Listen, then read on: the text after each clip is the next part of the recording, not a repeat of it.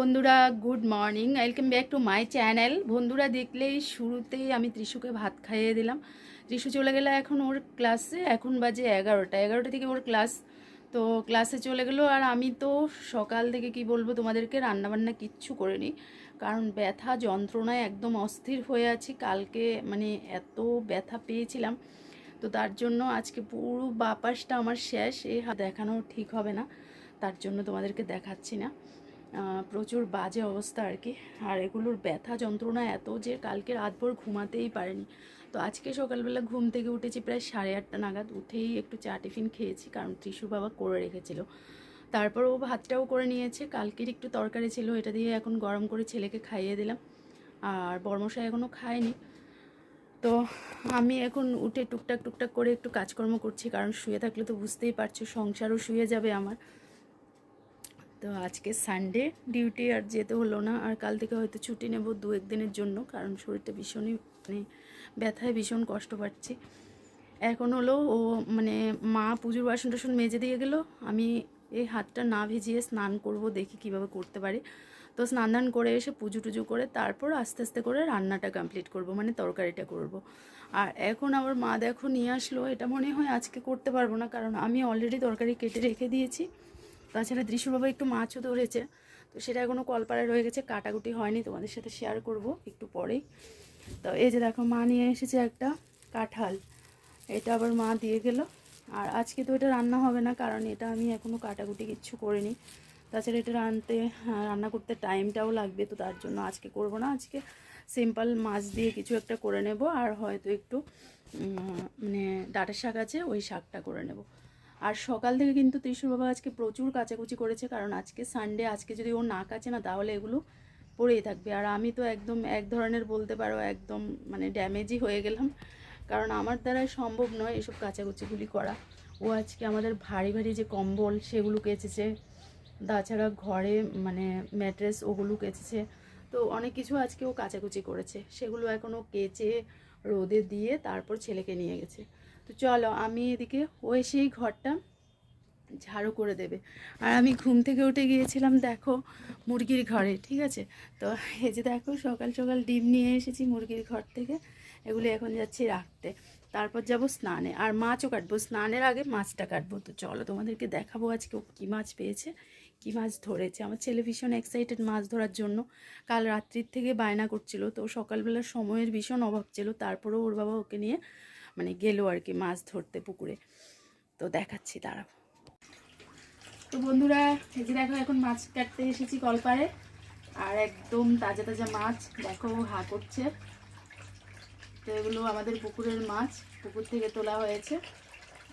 এই যে দেখো আজকে এখানে তেলাপিয়া মাছ, আর হলো এটা কি মাছ জানি, মির্গা মাছ দেখো, আর এখানে একটু চিংড়ি মাছ, ছোট মাছ আর কি এগুলো। চলো এখন এগুলো কাটবো। আর আমার ছেলে বলে গেছে এই মাছটা শুধু ওই খাবে, ওর জন্য রাখতে। তো এটাকে যাতে না কাটি, শুধু কানটা কাটতে, আর এটার ভিতরে যেগুলো আছে এগুলো বের করে ফেলবো। তো এটা ছেলের জন্য আজকে ভাজা হবে। দেখো ও আমাকে কড়া অর্ডার দিয়ে গেছে।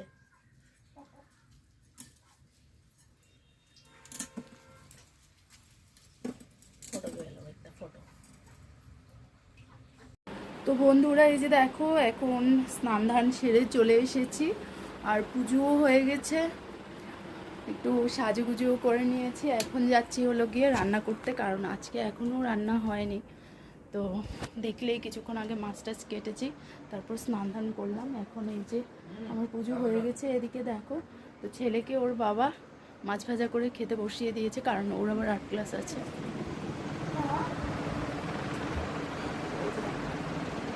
ছেলেকে এখন ভাত খাওয়াচ্ছে। আর চলো আমি যাচ্ছি কিচেনে, সবজিপাতি কেটে রেখেছি, আর কি রান্না করছি চলো। আর আজকে ভাবছি উনুনে রান্না করব, দেখা যাক যদি করতে পারি আর কি। বন্ধুরা, এই যে দেখো খোলা আকাশের নিচে এখন রান্না বসিয়ে দিলাম। এখানে দেখো আজকে কড়াইতে মাছটা না পুড়ে গেছে, দেখো এত মানে ভালো জ্বলছিল আগুনটা, মাছটা দেখো একদমই লেগে গেছে। আজকে তো বকা শুনবো। কারণ ও কিন্তু বারবার না করেছিল এখন এই টাইমে এখানে রান্না না করতে, কারণ দুপুরবেলা। কিন্তু আমি ভাবছি আমার তো কিছু দিন ছাড়া আমার সময় নেই, কখন রান্না করব, লাকড়িগুলোও পড়ে থাকবে, তার জন্য আমি রান্না করছি এখন। দেখো এখানে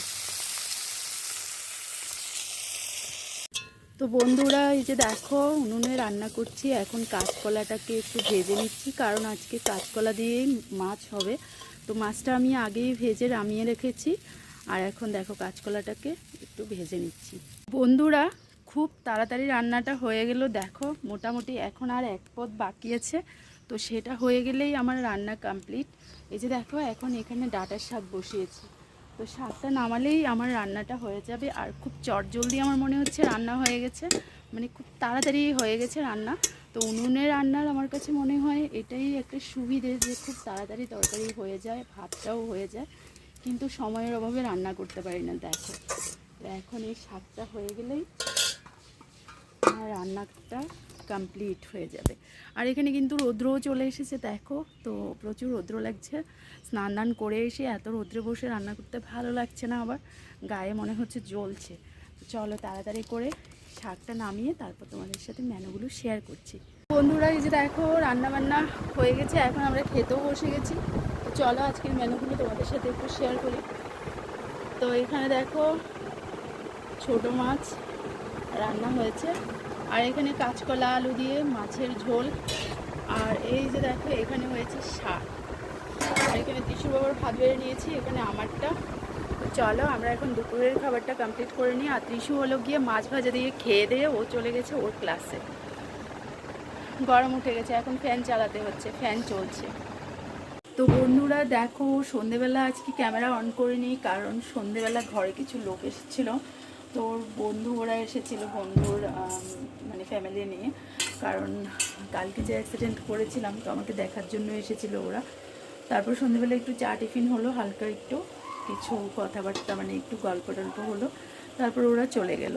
তো আমি আর ক্যামেরাটা অন করিনি, বুঝতেই পারছো শরীরটাও সেরকম একটা মানে ভালো লাগছে না।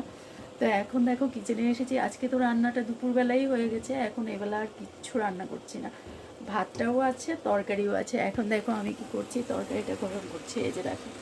তো রাতের ডিনার করব, এখন প্রায় 9:30 পৌনে 10টার মতো বাজছে। তো ডিনার করে ফেলবো, তার জন্য এখানে তরকারি গরম হচ্ছে। তো এটা গরম করেই আমরা মানে ডিনারটা সেরে নেব আর কি। আর চারিদিকে প্রচুর বাজির আওয়াজ হচ্ছে, আজকে তো বুঝতেই পারছো ইন্ডিয়ার খেলা, তো তার জন্য প্রচুর বাজির আওয়াজ, চারিদিকে প্রচুর চিৎকার চেঁচামেচি শোনা যাচ্ছে। তো আমি কিন্তু দেখছি না, কিন্তু মানুষের আনন্দটা দেখে ভালোই লাগছে। তো চলো খেয়ে দিয়ে নিই, তারপর আবার আসছি।